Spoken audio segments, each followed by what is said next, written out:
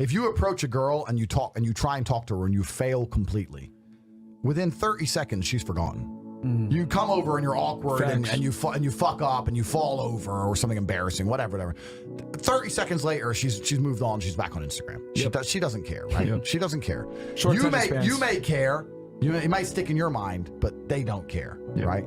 And you have to understand, I know it's a bit cliche, it's a bit boring, but we're all going to die. We're all here temporarily. Yep. You know, and there's bigger problems in the world. So you're just going to have to bite the bullet. You just have to get your shit together and bite the bullet. That's the first thing. Right. And that's one of the things I like to say. We're all temporarily immortal. Whatever you've been through in your life has yet to kill you. Going over to that bitch and her rejecting you, you won't die. It'll be fine. You'll be okay. You know, so that's the first thing you have to do. And there's no risk without reward. That's another thing. So that's how life works, right? But one more thing. If you're around boys who are about it, you'll be about it. If every time you go to the club, your boys are constantly going up to girls, you're going to end up going up to girls. Facts. If your boys are a bunch of bitches, you're going to be a bitch. Facts. We, as men have always existed in armies and gangs. Since the dawn of human time, men's have always existed in armies and gangs. That's what men did. So you have to choose your army, choose your gang. That's how the normal masculine male role is in a gang. I'm a millionaire and I live with my brother and my cousin. I like living with other men because when I'm with guys, my mind's more on it for business. Yes. My mind's more on it for training. Yeah. If I just live with just me and one chick, even me, I'm more lazy. I'm not lazy because it's not who I am, but I'm more lazy. Yeah. But when I live with my brother and I see him start training, even if I don't feel like training, well, I don't want to be the bitch. Now he's training. Well, I'm not going to watch him do it and not do it. Right. Now I have to do it. And then I'll do it. And then he will, just to annoy me, do it again. Literally, this has happened. This happened last week. He'll do it again, another hour. And I'll be like, well, I can't be the punk. I'm the older brother. I got to do it again. Yeah. Right? So you push each other, right? You push each other. Accountability. You push each other. Yep. So it's the way of the gang. So if you're really scared to go up to girls, then you need to have a conversation with who you hang around with. Why? Are they all scared? Are you talking about money? Probably not. Scared of going up to girls, not talking about money. What are you doing? What are you doing with your life? So how to get hot girls part 2. So we've discussed how there's a lot of factors you can't control. That's why it's a numbers game. The solution to all the factors you can't control is numbers game. Approach. Never blow out by losing your honor. If they're not open for business, fuck them off. Let's assume they are open for business. You've gone up to them, you said hello, whatever. Told you have to be yourself because you ain't gonna be anyone else for any long period of time. You're now a G. You're now a high value individual, so being yourself is gonna be valuable. Let me tell you something. Imagine I did a course on how to play piano, but we never actually played piano. We just sat here and talked about pianos, how pianos work, the basic rules of piano, the infrastructure of pianos, the different types of keys there are, blah, blah, blah. When you sit in front of a piano, are you gonna be able to play the piano? No, you're not. And it's the same with girls. I can only give you so much advice.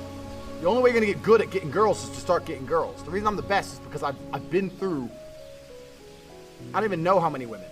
I don't know how many approaches, I don't know how many situations, I don't know how many turnarounds, how many shit tests. I've been through it all because I speak to lots and lots and lots of females. So the easiest way to get good with females is to speak to lots and lots and lots of females. The easiest actionable piece of advice I can get you to get good at getting girls is you need to be speaking to 1 or 2 new girls a day. Now, the coward's way is Facebook and Instagram. But every hot girl, their inbox is already full of people. It's very difficult to differentiate yourself from everyone else in that inbox. So that's not really the best way. You need to be interacting with 2 to 3 new females a day. They haven't got to be that hot. They can be 6s, 7s, whatever. But you need to be interacting with them one way or another. If you interact with 2 or 3 new females a day, every day for 3 months, you're going to have a different quality of game than before you did so. You're going to have the girls who are rude to you. You're going to have the girls who want to talk. You're going to go through it all. But let me give you some basic tips and tricks. The number one thing as a man you cannot do in any situation when it comes to females or anything else is compromise your honor, compromise your respect. So for me personally, I'll tell you how I do it. Let's say I get a lot of girls from social media nowadays because my Instagram page is off the chain. So you can tell by my Instagram page, if you know me, I'm a fun guy to be with. Females only want fun. It's all females care about is fun. So my Instagram's a little bit intimidating. So I removed the intimidation factor. I talked to them for a little bit. Within an hour or two, I'm saying WhatsApp. Now, when I ask for their WhatsApp, it's because it's more personal than an Instagram page. Instagram's for everybody. WhatsApp's for people you really know. So it's an escalation point. And either they agree and give it to me, or at this point, there's some points of contention. Now, if there's some points of contention, some small ones, I don't mind it. They might say, why do you want my WhatsApp? And I'll say, oh, my Instagram's slow on my phone. I make up some shit excuse. Because they want me to have some bullshit excuse. They know my excuse is bullshit. They know why I want it. I say, my Instagram's slow. If they say, oh, if they contend again, oh, but I don't have to give my number out. I'll just say, okay, no problem. That's it. And then they'll go, okay, so what are you doing today? Bang, that's the conversation over. That's it, done. They lost their chance with me by not giving me their number when I demanded it. That's how I roll. Let me tell you something. Leave them on scene. Leave them ignored. She wants you more than ever.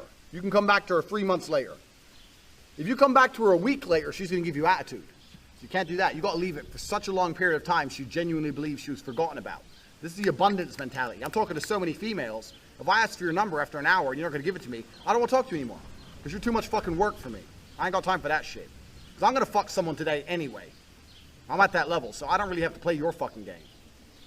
If they give me the WhatsApp, that's an escalation. Within another hour or 2 hours, I'm looking to arrange a date. I am not the guy who sits there talking away. That's how you end up in the friend zone. I'm not that guy. Let's go for coffee. Oh, really? So soon? And then I'll say something like, well, you think you can get to know someone over messages? And they'll be like, well, no one says yes to that.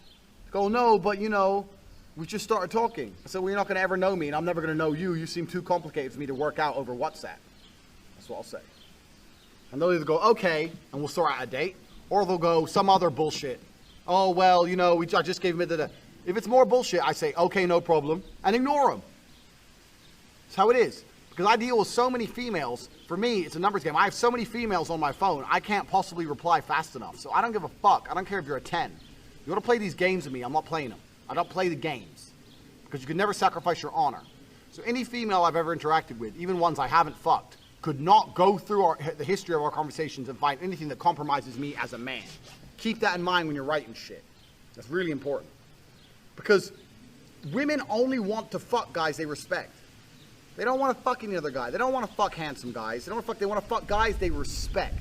And if you sacrifice your respect, then she doesn't want to fuck you. So why do you want to meet her? You always keep the end goal in mind. Why do you want to go on a date with this girl? Is it to be her friend? Is it to buy her dinner? Is it to listen to her stories about her fucking other dickhead friends? Or is it to fuck her? Because if it's to fuck her, then you need to keep that in mind and not sacrifice your respect. If you have to sacrifice your respect to get her to come on a date, then she ain't gonna fuck you anyway, so why do you want the date? You don't. So don't forget the fucking end goal. So to learn, you have to learn about yourself more than you have to learn about women if you want to get good women. You have to know what your strengths and what your weaknesses are. I know my strengths, I know my weaknesses. There's very few, but I know what they are. You have to learn about yourself if you want to learn about women. Imagine I told you to go out into the world and find the best apple you could find.